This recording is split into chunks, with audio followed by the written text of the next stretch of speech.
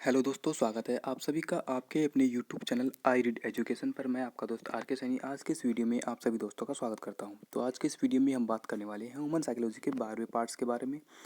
तो general biology के question इसमें चल रहे हैं, तो ये इसका 12वां पार्ट है। तो चैनल को सब्सक्राइब करके बेल आइकन को प्रेस जरूर कर दें। कल वीडियो आने वाला था ये, लेकिन एक दिन लेट हो गया, उसका कारण था आपको कल मालूम बता दिया था। तो ये कुछ प्रोग्राम की फ़ोटो तो आपके साथ शेयर करने का मन किया, इसलिए कर दिया। तो चलिए क्वेश्चनों को स्टार्ट करते हैं। क्वेश्चन नंबर 194 है आपका 12वें पार्ट्स का। तो यहाँ पर पूछा है, पहला हृदय वंचित है, तो पहला ऑप्शन दे रखा है हृदय पेशी से, दूसरा अनैच्छिक पेशी से, तीसरा ऐच्छिक पेशी से, और चौथा आपको दे रखा है चिकनी पेशी से। तो यहाँ पर हमारा आंसर है ऐच्छिक पेशी से। तो सी ऑप्शन आपका यहाँ पर बिल्कुल सही हो जाएगा। क्वेश्चन नंबर 195 पूछा है, मनुष्य में त्वचा के किस स्थान पर सबसे अधिक मोटी होती है? तो त्वचा सबसे अधिक मोटी होती है, पहला तो ऑप्शन दे रखा है तलवे में, दूसरा हथेली में, तीसरा नितंब पर, और चौथा सिर में। तो यहाँ पर हमारा आंसर है तलवे में। तो ए ऑप्शन आपका यहाँ पर बिल्कुल सही हो जाएगा। क्वेश्चन नंबर 196 पूछा है, मानव शरीर का सबसे बड़ा अंग कौन सा है? तो पहला ऑप्शन दे रखा है मस्तिष्क, दूसरा हृदय, तीसरा चमड़ा, और चौथा ऑप्शन दे रखा आपका यकृत। तो यहाँ पर हमारा आंसर है चमड़ा। चमड़ा या त्वचा हमारे शरीर का सबसे बड़ा अंग होता है। तो सी ऑप्शन बिल्कुल सही हो जाएगा। क्वेश्चन नंबर 197 पूछा है,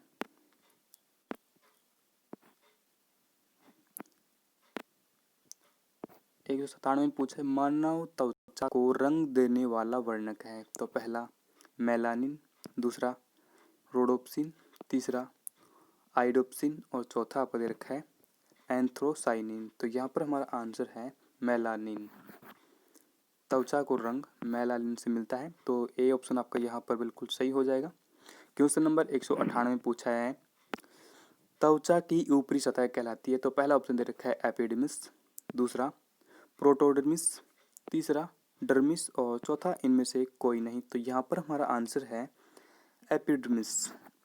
एपिडर्मिस त्वचा की सबसे ऊपरी सतह को कहते हैं। तो ए ऑप्शन आपका यहाँ पर सही हो जाएगा। क्वेश्चन नंबर 199 पूछा है, निम्नलिखित में से कौन सा पदार्थ मानव शरीर में सबसे अधिक कठोर होता है? तो पहला ऑप्शन दे रखा है अस्थि, दूसरा दंतवनक, तीसरा दंत धातु, चौथा नख या नाखून जिसे हम कहते हैं। तो यहाँ पर हमारा दंतवनक सबसे अधिक मजबूत है या सबसे अधिक कठोर हो जाएगा। तो बी ऑप्शन आपका यहाँ पर बिल्कुल सही हो जाएगा। क्वेश्चन नंबर 200 में पूछा है, कशेरुक जंतु के शरीर का सर्वाधिक कठोर भाग होता है? तो पहला ऑप्शन दे रखा है कैरेटिन, दूसरा हड्डी, तीसरा इनेमिल, चौथा खोपड़ी।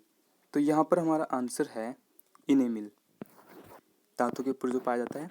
तो सी ऑप्शन आपका यहाँ पर बिल्कुल सही होगा। क्वेश्चन नंबर 201 में पूछा है, मानव शरीर का कौन सा अंग पुनरुद्भवन को प्रदर्शित करता है? तो पहला प्लीहा, दूसरा वर्क, तीसरा मस्तिष्क, चौथा यकृत। तो यकृत हमारा पुनरुद्भवन को प्रदर्शित करता है। तो डी ऑप्शन बिल्कुल करेक्ट हो जाएगा। क्वेश्चन नंबर 202 में पूछा है, मानव शरीर के कौन से अंग का प्रत्यारोपण नहीं किया जा सकता? अर्थात जिस शरीर अंग को हम निकाल नहीं सकते या चेंज नहीं कर सकते, ऐसा मतलब पूछ रहा है ये। तो पहला ऑप्शन दे रखा है आपका यहाँ पर गुर्दा, दूसरा हृदय, तीसरा फेफड़ा, चौथा मस्तिष्क। तो हम गुर्दे को चेंज कर सकते हैं, हृदय को भी चेंज कर सकते हैं आज की टेक्नोलॉजी के अनुसार, तीसरा फेफड़े को चेंज कर सकते हैं, लेकिन मस्तिष्क को चेंज नहीं किया गया अभी तक। तो डी ऑप्शन आपका यहाँ पर बिल्कुल सही हो जाएगा। मस्तिष्क का प्रत्यारोपण नहीं किया जा सकता, एक स्थान से या एक शरीर से दूसरे शरीर में ट्रांसफ़र नहीं कर सकते इसको।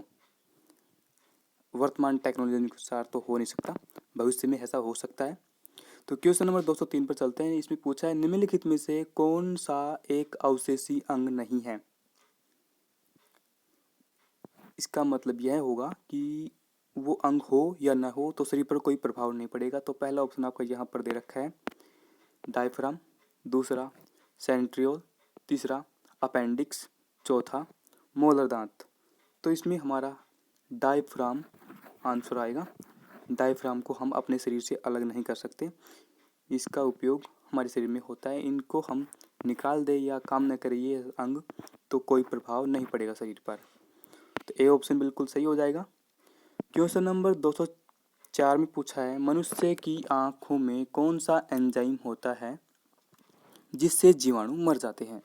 तो पहला एमाइलेज, दूसरा यूरिएज, तीसरा लाइसोजाइम और चौथा आपका दे रखा है टाइलिन। तो टाइलिन तो हमारे लार में पाया जाता है, तो यहाँ पर हमारा आंसर है लाइसोजाइम। तो सी ऑप्शन आपका बिल्कुल सही हो जाएगा। आँखों में लाइसोजाइम एंजाइम पाया जाता है जिससे कीटाणु या जीवाणु जिसे हम कहते हैं वो मर जाते हैं। तो सी ऑप्शन आपका यहाँ पर बिल्कुल सही हो जाएगा। क्वेश्चन नंबर 205 में पूछा है, किस प्राणी के शरीर के समस्त भार का अधिकांश भाग होता है? तो पहला ऑप्शन दे रखा है जल, दूसरा रुधिर, तीसरा अस्थि, चौथा उत्तक। तो यहाँ पर जल हमारा आंसर हो जाएगा। शरीर का अधिकांश भाग जल होता है, तो ए ऑप्शन आपका यहाँ पर करेक्ट हो जाएगा। क्वेश्चन नंबर 206 में चलते हैं। किस प्रक्रिया द्वारा श्वसन के दौरान गैस रुधिर में प्रवेश करती है और फिर उसे छोड़ती है? तो पहला ऑप्शन आपका दे रखा है सक्रिय परिवहन, दूसरा विसरण, तीसरा विसरण और सक्रिय परिवहन, चौथा ऑप्शन दे रखा है आपका परासरण। तो परासरण ही हमारा यहाँ पर आंसर हो जाएगा। रुधिर में गैस का प्रवेश करना और निकलना परासरण के द्वारा होता है, तो डी ऑप्शन आपका यहाँ पर बिल्कुल सही हो जाएगा। क्वेश्चन नंबर 207 में पूछा है, मानव शरीर में अनिवार्य एमिनो अम्ल की संख्या होती है? तो पहला ऑप्शन दे रखा है 15, दूसरा 20, तीसरा 40 और तीसरा 30 है, चौथा 40 है। तो यहाँ पर हमारा आंसर है 20। मानव शरीर में अनिवार्य एमिनो अम्ल की संख्या 20 होती है। ये क्वेश्चन बहुत ही इंपॉर्टेंट होता है। क्वेश्चन नंबर 208 में पूछा है, मायोग्लोबिन में कौन सी धातु होती है? तो पहला ऑप्शन दे रखा है तांबा, दूसरा चांदी, तीसरा सोना, चौथा लोहा। तो लोहा हमारा आंसर है।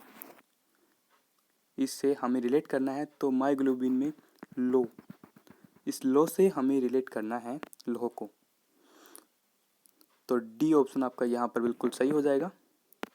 क्वेश्चन नंबर 209 में पूछा है, एक वयस्क पुरुष के लिए सामान्य हीमोग्लोबिन मात्रा प्रति 100 ml रक्त है, तो 100 ml रक्त में कितना हीमोग्लोबिन होता है? इसमें यह इसका प्रश्न है। तो पहला ऑप्शन दे रखा है 11.5 ग्राम, दूसरा 12.5 ग्राम, तीसरा 13.5 ग्राम और चौथा ऑप्शन दे रखा है 14.5 ग्राम। तो 14.5 ग्राम हमारा बिल्कुल आंसर सही हो जाएगा। 100 ml रक्त में 14.5 ग्राम हीमोग्लोबिन पाया जाता है एक वयस्क मनुष्य के लिए।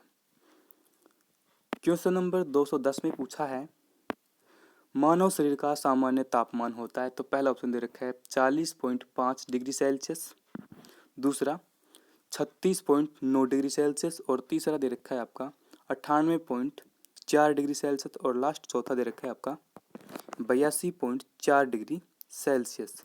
तो यहाँ पर हमारा आंसर है 36.9 डिग्री सेल्सियस।